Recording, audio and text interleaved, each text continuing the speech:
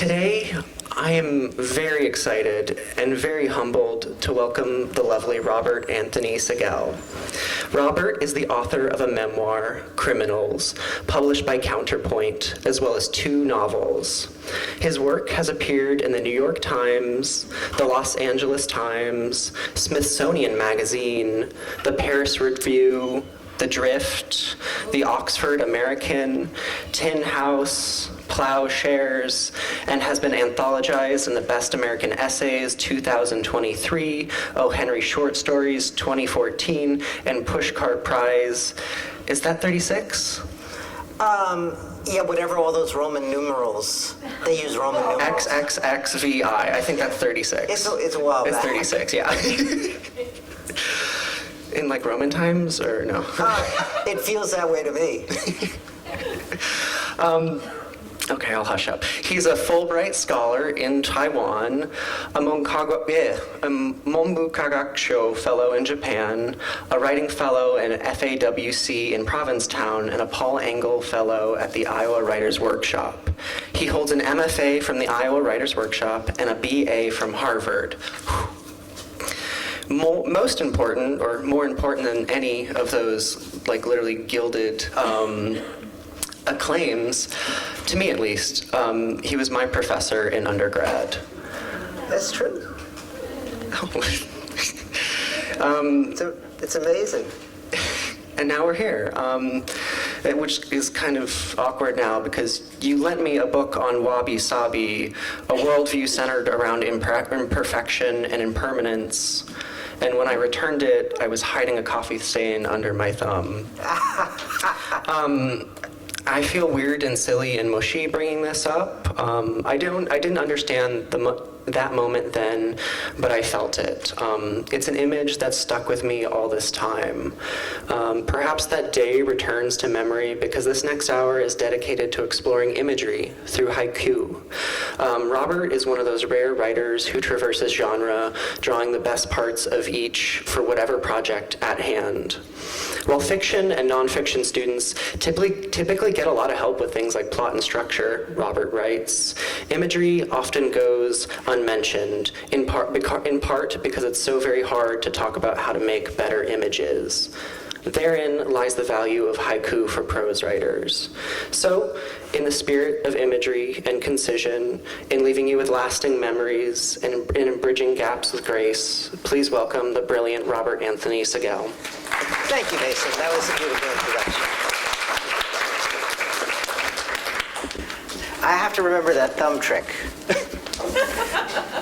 And of course, Wabi Sabi is the aesthetic realm of haiku. It's sort of the operative aesthetic underneath these very short poems that simply contain one image or 2 images that are allowed to vibrate against each other. Can everybody hear me okay? Yeah, good.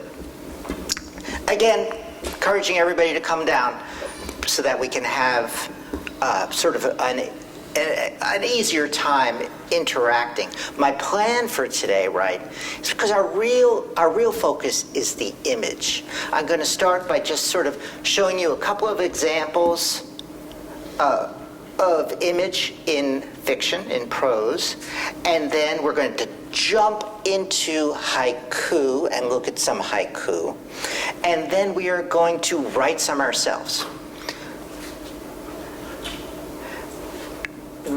And that is the sort of odd connection between imagery in fiction and haiku.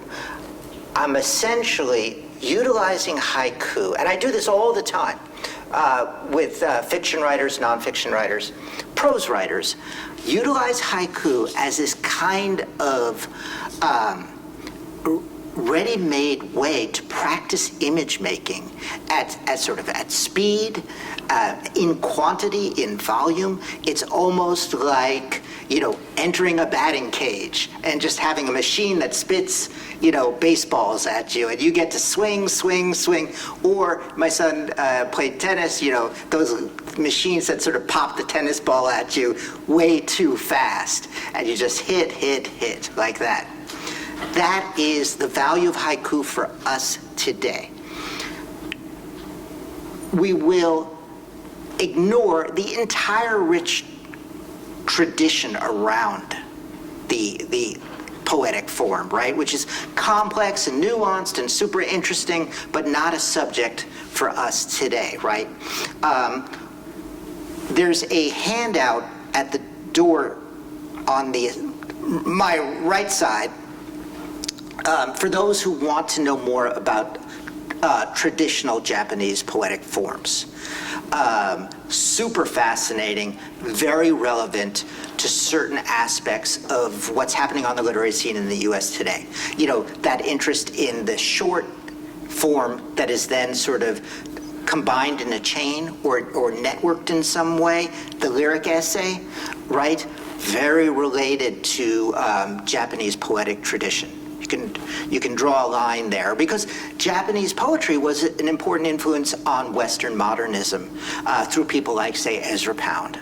Ernest Fenollosa, a sinologist, was also a key figure in that. So it's weird, but it's actually at the center in interesting ways, right? And by embracing it, I think we can learn a lot. One thing that everybody has to do is forget the kind of like abusive way it was often taught in middle school as your sort of first stab at poetry. Not good. I never look for anybody to count syllables, right? However many those are, not relevant, right? Because that syllable count has meaning within sort of the Japanese linguistic context, right? They use, because they don't have stress in the Japanese language, they use syllabic units to create a sense of rhythm. That's not English. We use stress in the English language, so forget about that. We're just focusing on the image, right? With an ultimate goal of just making ourselves write better, helping ourselves write better images. Let's begin at the beginning, though. What is an image, right? If this were a regular old class, I would ask you guys, right, and hear what you think. But I'm going to skip that in the interest of speed and just say an image is a picture in words, right? But it's also more than that. It's because it's not limited to the visual. It can draw in all five senses. And here we get, by the way, early modernist movements like Imagism, which Ezra Pound was involved in, but also surrealism, right? The interest in synesthesia, how senses can mix and interact in interesting and productive ways. Like a month ago, did anybody see in the New York Times, there was this fascinating article about a winemaker who uses her synesthesia, which is an actual medical condition, to create unusual wine blends. It was so interesting. She experienced these fragrances and these flavors as colors, right? So I'm just getting up my notes here in case I have a memory fail. We use imagery in fiction all the time. But when it comes to workshop, right, we never talk about it, in my experience, or very rarely. Why? It's hard to talk about. It's about digging into language and sensory experience. It's so much easier to talk about, well, the default mode. What happens, right? Plot always dominates in fiction and nonfiction workshop as well, right? And then, plot becomes an entry point into issues of character and conflict and resolution, but basically sort of structural, big picture structural issues. Yet the image does so much concentrated work if you're interested in sort of concision, economy of means, showing and not telling, right? The use of subtext, leaving, important elements of the text implicit rather than explicit, well, imagery is crucial. So let's take a look. And this is a novel called The Appointment. I love it. I give it to friends all the time, and they're like, meh, I don't know why it doesn't hit them like it hits me. But in part because it's, I think one thing I like about it is it's this first person, right? Very sort of has this very spoken quality to it. Our first person narrator works in a factory. So there's it's not really an intellectual voice, but it's a very sensory and emotional voice, and I really like that. Also, and this is just an interesting sideline, keeping track on the time, it's by a writer named Herta Müller. Very interesting person. She's Romanian, but she wrote in German. She was a German-speaking minority inside Romania.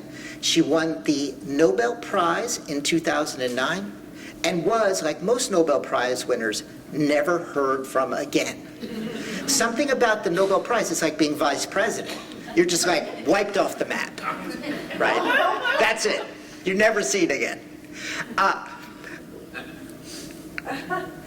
It's like a curse. Who would want the Nobel Prize? It comes with a big, like $1 million. So maybe that's good. But anyway, this book, I really like it. It's about, this is before the death of the dictator Ceausescu. Romania was a brutal dictatorship, a kind of police state, surveillance, very close in spirit to East Germany before the wall came down. This character tries, in an act of desperation, she works in this clothing factory. The clothes are sold in Italy. She puts a note in saying, help me get out over the border, right?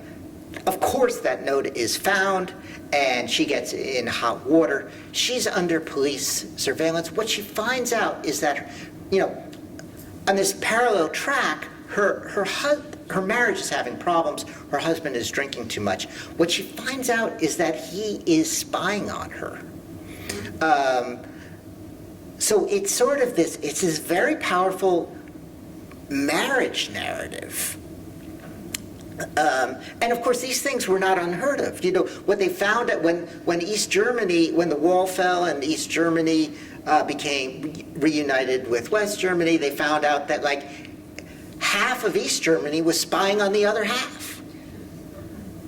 And that's the situation here. So in our top paragraph, she has a police inspector who keeps calling her in for interrogation.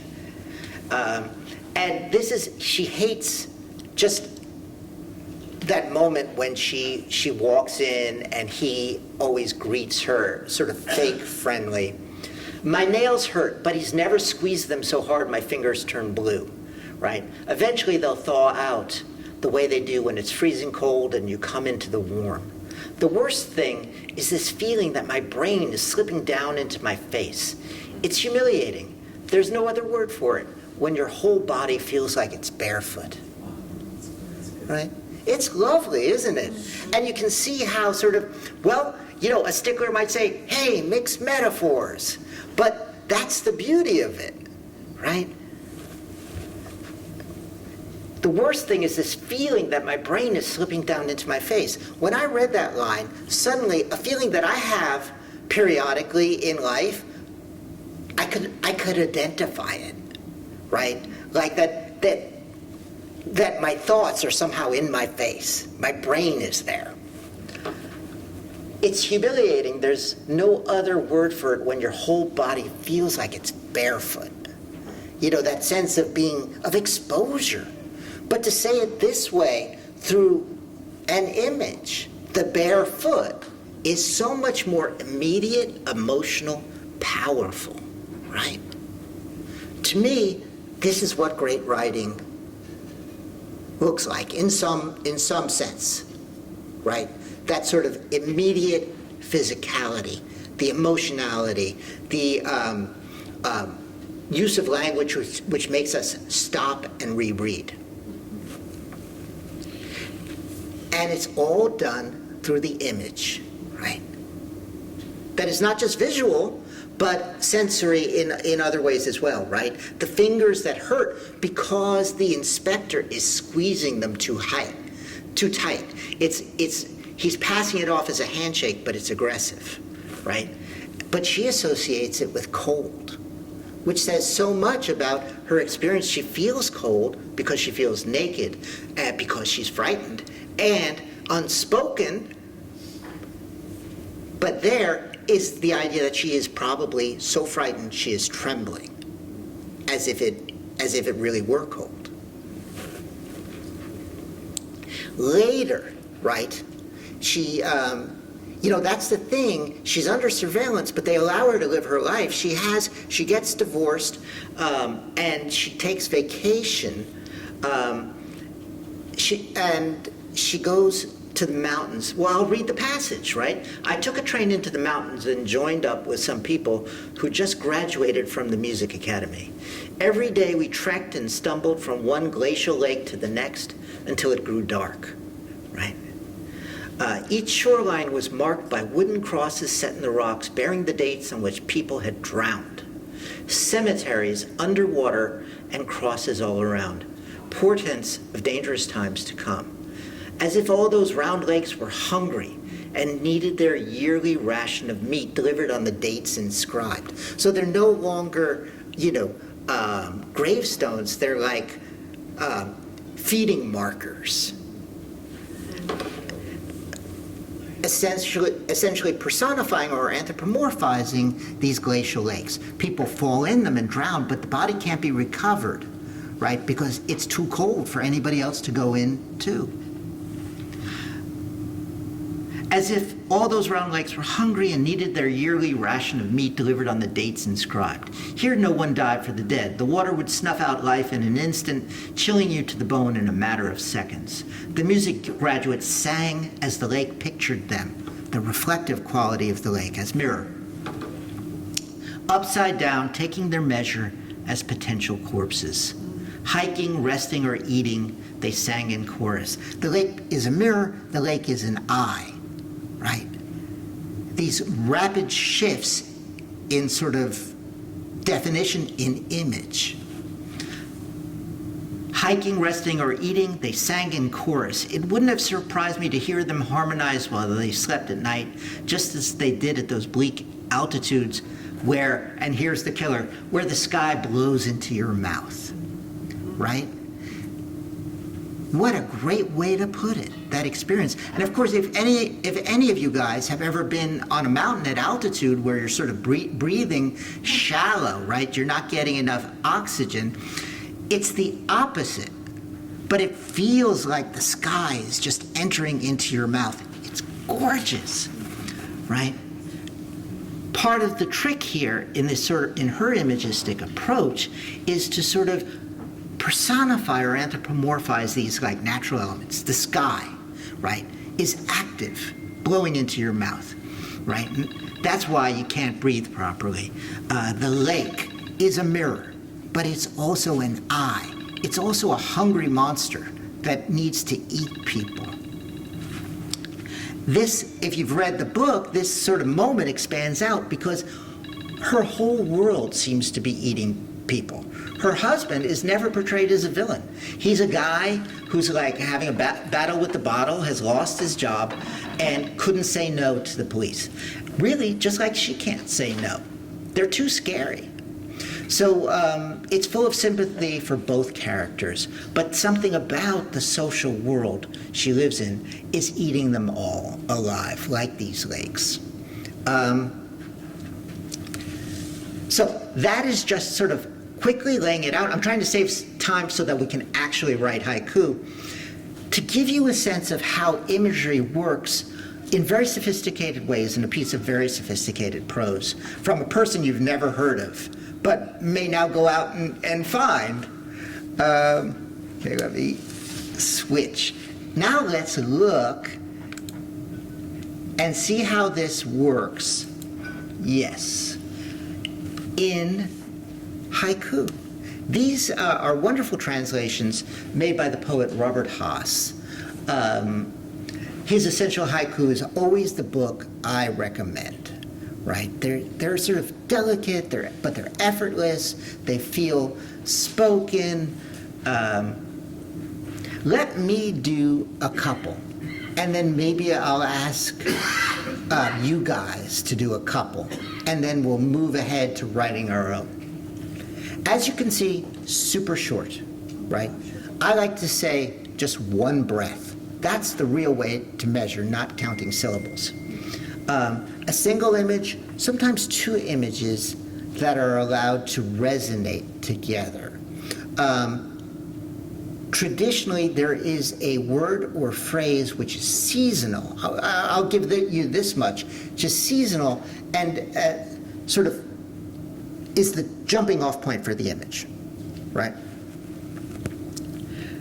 But you see that, say, on the right side, that poem by Busson, coolness, right? That's like a key word, right? And then the rest of the haiku, it tries to illustrate in an image what the experience of coolness is like. But let's start on the left with Basho, who is like the Shakespeare of the form, the key figure. Felling a tree and seeing the cut end, tonight's moon. Right. What's going on? I like to say this was working through a kind of visual analogy, right? Seeing the connection between seemingly unlike things. The cut end of the tree is circular, and you know when you cut wood, right? You know, perhaps the bark is dark, but the inside is this like fleshy, shocking, light color, right? Circular, bright white, just like a little moon. So instead of the moon being this big disk up in the sky, we have a little moon right here as the poet chops down a tree, perhaps for kindling to make a fire, right? Basho was sort of a wanderer who would travel through the countryside. He's like early 18th century figure, so the Japanese world, like the Western world, was primarily rural. Roads were just sort of like dirt tracks at best, often very muddy. You camped out on the way. It was a long way between villages, right? But there's more here, right? Haiku, because they're so short, because they're image-based, ask us to read in and co-create. Just as, you know, we saw that in the Herder Mueller passages, right? We had to do a lot of work there. It's expanding, it's asking the reader to do a lot of work to expand that interpretive function in a way that readers really like, right? Felling a tree and seeing the cut end, tonight's moon. What does that say? It seems to imply that there is no other moon. It's a moonless night. And just when you think, oh, which is bad news for a traveler out in the woods, right? That makes life a lot harder. It may be why he's stopped and he's building a fire. But then just when he thinks, oh, I'm going to have to do without the moon tonight, he looks at the cut end of the tree and he says, yes, there is a moon, right? Life takes something away with one hand, but gives it back with another. And, right, even though images like this one are physical, sensory, matter-of-fact, concrete, all the things we love in writing, all the things we love in fiction, still, right, there's this sort of, how could you say, higher abstract thematic level. What if I told you that the moon is a traditional Buddhist symbol of enlightenment, right? Suddenly, this image starts to work on a whole nother level, which is saying, it says, no moon tonight, no enlightenment tonight. But wait a second. Here is the moon. It's hidden inside the tree, which is, a fundamental Buddhist idea that you are already a perfectly enlightened Buddha, you just don't know it, right? That enlightenment is sort of inherent in being and nevertheless requires its own recognition of self in order to become active, so to speak. Everything's latent or dormant. That full enlightened understanding is latent or dormant inside of you and has to be awakened, which may well be the cut of the axe, which then, reminds me of that famous quote by Franz Kafka, right? Writing is the axe that breaks open the frozen sea inside of me, right? All these writers who never read each other, never knew each other, hundreds of years apart, nevertheless talking to each other. I'm going to do one more. Right below that one, the crane's legs have gotten shorter in the spring rain. You might at first read that and think, like, no substance. What? I don't get it. What? Why is this a functional, freestanding unit of meaning, right? It works through what I like to call a kind of visual paradox, right? We know the crane's legs are not getting shorter, even though they look like they're getting shorter. It's actually the water that's rising as it rains. But seeing it in that new way, just like Herta Müller does, right? The sky blowing into my mouth, right? If you say, I was breathing pretty heavy because, we're up high, that's sort of normalizing. But if you say, it felt like the sky was blowing in my mouth, it's defamiliarizing in a way that makes us look again at the experience. In the same way, this paradox is to say, wait, if I really asked myself, what am I seeing?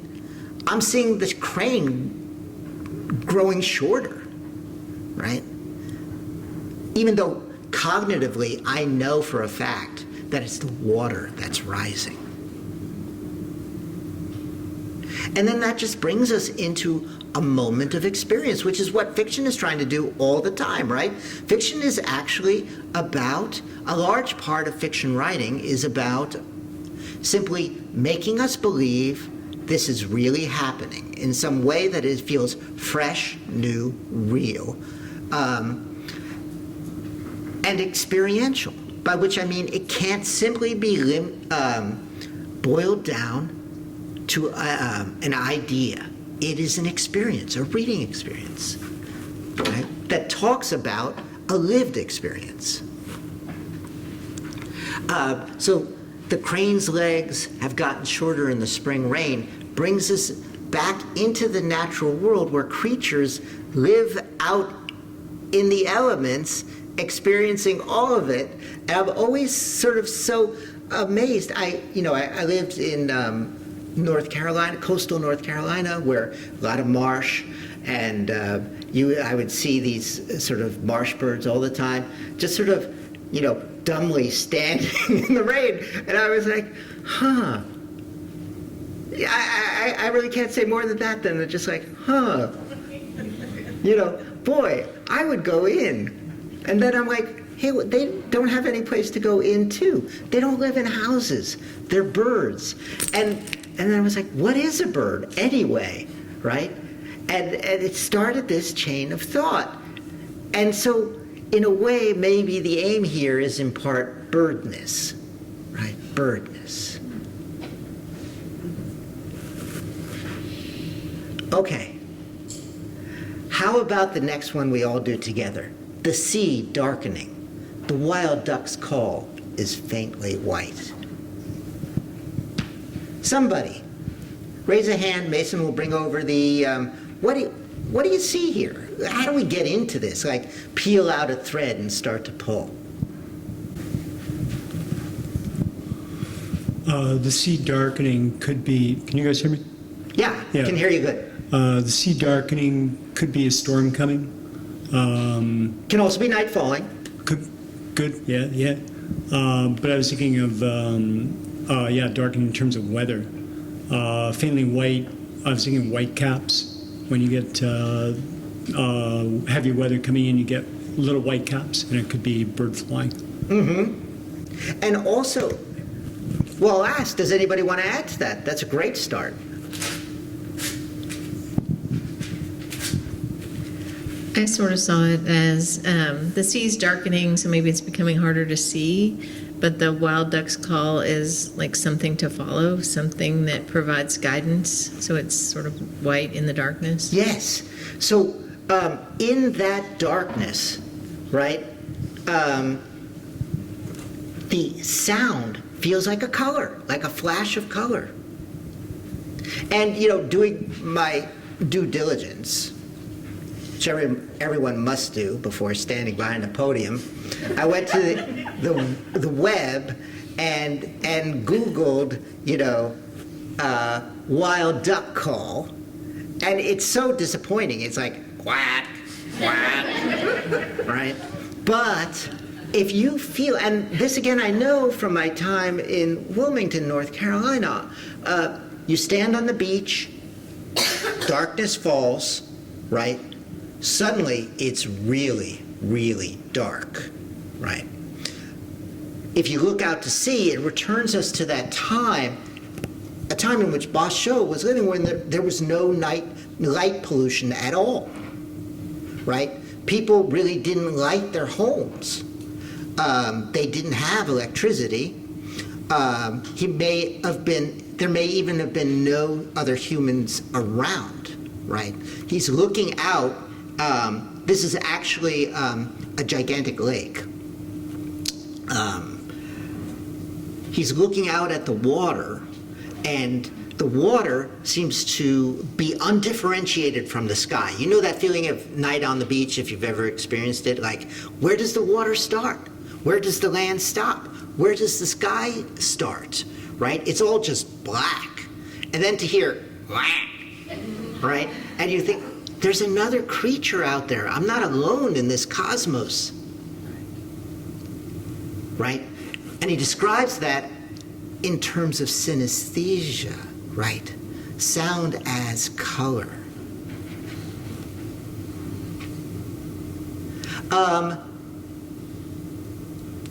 That was a great job. Let's go down to this one that is so simple, it seems like, oh, come on, right? But it is beautiful. A bee staggers out of the peony. Why would anybody bother putting that in a book? A bee staggers out of the peony. Somebody, what do you notice about it? We'll just start sort of, Jillian. Is this okay? Yeah. Okay. I think the word staggers is really the only thing that sets it out and makes it unusual, because he could have written any kind of verb to describe the bee leaving the peony that would make it a more kind of natural, systematic, very scientific description of something that we take for granted. But he uses the word staggers, which kind of gives the bee some sort of human life and characterizes it in a way that makes us compare it to the way that we are living. So a bee uses a peony to get, pollen and I mean, for me, I kind of think of it as like going and seeking pleasure and then leaving kind of like tired and disoriented, or just kind of leaving in just a long day's work and just being like, oh, you know. But yeah, I like it. I love that, and I agree. The word stagger is key. Yes. If I remember right, a bee collects its nectar, the pollen, on its legs. And so the bee is, I guess I would say, inebriated, overcome by the odor, by the aroma that has attracted him, right? He's Yeah. going into this place to get drunk. Yeah. Drunk, I love that word. I also like the real physicality with which you're approaching the problem, because this is a key point. Images, in order to be convincing, must be accurate to our knowledge of the physical world as we experience it, right? Yes, go ahead. It's kind of like being downtown Iowa City at night when the bars close. That's right. That's a direct analogy. The bee is drunk. But here's, yes, go ahead. I get this sense of abundance and burgeoning. Yes. Because this translation is brilliant. Bee and peony, I can hear the bee. Back to that Yeah. Diana's talk, Yeah. right? That long vowel. Mm-hmm. Uh-huh. And that's Robert Haas. You know, his poet's ear. He's a marvelous poet. That feeling of abundance, right? And then the drunkenness, the sort of sensual splendor of getting lots of pollen. Suddenly I feel like a bee. Does anybody here garden? So you know the peony is this huge, bright, resplendent, rich bloom, right? This big flower. I can add a little context, cultural context, right? It was considered a Chinese flower. And it was specifically, it had this sort of erotic connotation, right? It's considered a kind of erotic feminine flower, right? So that it heightens the drunkenness, it also heightens the eroticism. And here's another point. I know there was a big vogue in Wilmington for keeping bees, perhaps, you know, around here too, or where you live. And I just loved it. I knew somebody who had, you know, a couple of hives and a seat. They would keep a seat right by the hives. You could just sit there and watch the bees come and go. They never bothered you, right? Bees perform this dance in mid-air that looks kind of like they're staggering. There we get to the accuracy issue again, right? What scientists know now is that it's actually a language bees speak amongst each other, communicating where the bee is coming from and where they found pollen so that others can go there too. Of course, Bachot didn't know that, but he really saw, he really watched. You know, this is a guy who actually watched bees.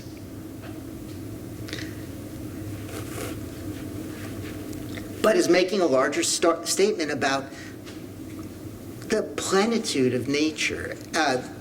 And, you know, it's no accident that we talk about the birds and the bees, right? The underlying eroticism of that, of nature and of life. And so, I want to save time for us to actually write. Because I feel like in writing classes, it's always best to connect sort of reading and talking and doing, right? I have a sibling who is a doctor, and they have this old saying, see one, do one, teach one, right? I think that's great with writing. The thought of that with a doctor is a little disturbing, but, you know,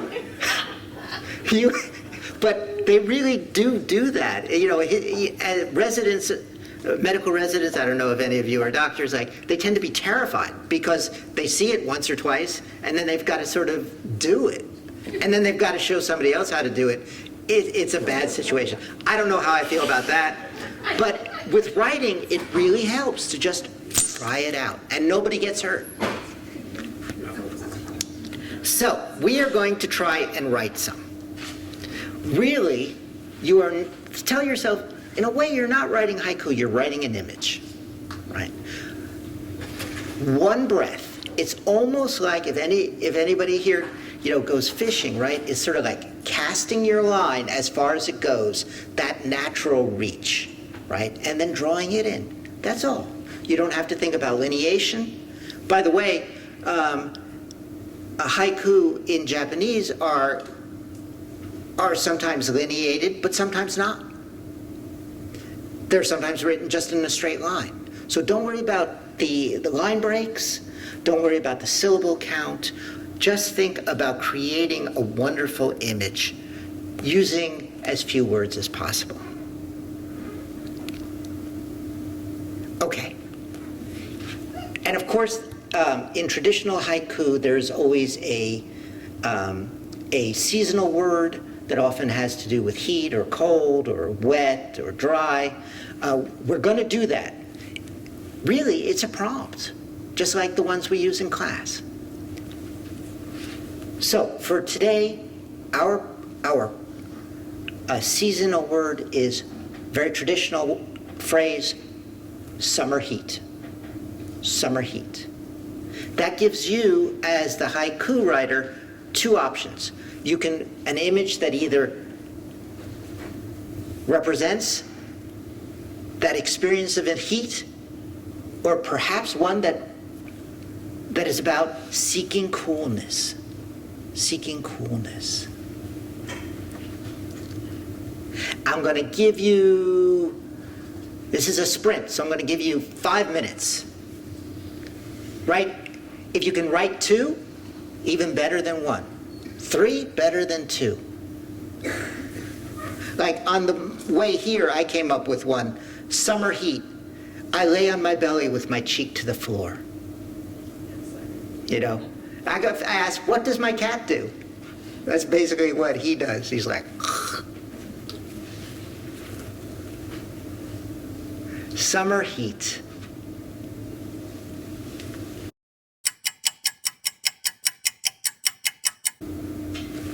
Okay, it is time. Put your pencils down. I know, I was telling my class that phrase has haunted me for 30 years. There's another haiku. Uh-huh. Put your pencils down. Well, and it shows sort of the applicability of sort of haiku and the image to all writing. I wrote an essay about my experience of living in Taiwan. Taiwan is a wonderful place. It's a sort of a big island off the coast of southern China. It's right on the equator. It is heat like you have never experienced before. And in my, we had a house on campus, I was teaching, but walk out the gate into the town, there was this electronics store, right? And it would have just these shelves of electric fans. Of course, they're not on, but I would just stand there like this, and it would make me feel a little cooler, just to stare at those fans, right? And I had that moment in the essay where it's just like, it's so hot, and I would just like stand in front of the fans, and I'd feel like, oh, this is better. Okay, who here would like to share a haiku? Summer heat. Excellent. The hurricane surge leaves their lives at the curbside. The hurricane Surge leaves their lives at the curbside. Oh, it's so beautiful, right? And of course, hurricane season associated with summer, it's great. Yeah. And then so Wilmington, where I used to live, right in Hurricane Alley, hit all the time. And yes, we would just have like these big piles up on the curbs of everything, trees, whole houses seemed to be sitting there in bits and pieces. And then there would just be like, and it would take weeks to cart it all away. Who else wants to go? Who and then him? The last plank on the dock is a goodbye and leaves a splinter. Nice. The splinter, the memory. I love it. These are great. I'm not even going to comment too much. Go ahead. Not boiling, but warm. Beaded, dries as salt. Summer heat. Say it again. Not boiling, but warm. Beaded, dries as salt. Summer heat. Dries as salt. Yeah. Yeah. That is great. Beautiful. Let's do one more. So okay. 100 degrees, pushing me into the deep end. And so really, in a way, it's a pun, right? But what is a pun, right? A pun is not simply a dad joke.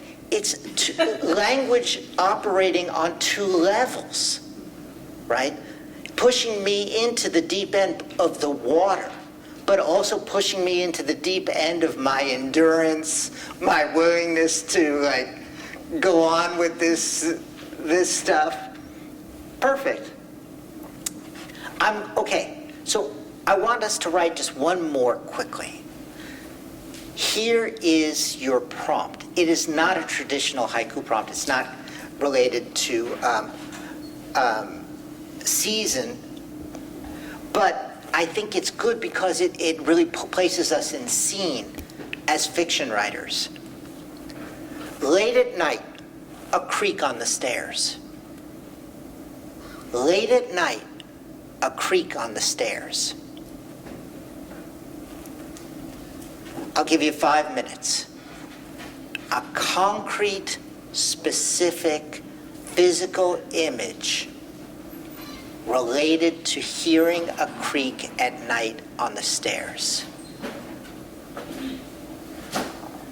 In a way you can ask, what does the hearer do? What does the hearer see next?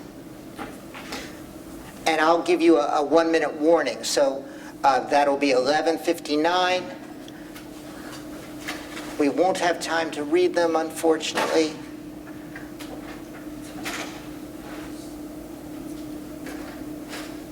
But this is sort of an ongoing practice. You just take this home and you just keep doing them.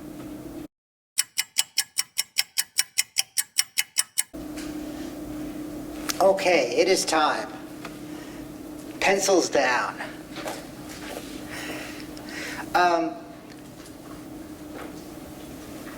Just a general question. Good results? Did you get something? Yeah. We are at the end of our time. Unfortunately, we can't share any. What I hope is that you take away this haiku practice and use it in your own larger writing practice as a sort of regular way to just sort of, explore imagery. But also, I hope you go away more self-conscious, more aware of the role of imagery in your own writing and its value for, expressing character, for revealing plot without saying, for showing scene through implication, right? Which is exactly what each one of these haiku really do. I'm happy to stay behind and answer questions. Feel free to come on up. I don't have class till 2, so things are very loose. And thank you for being a great audience. Thank you.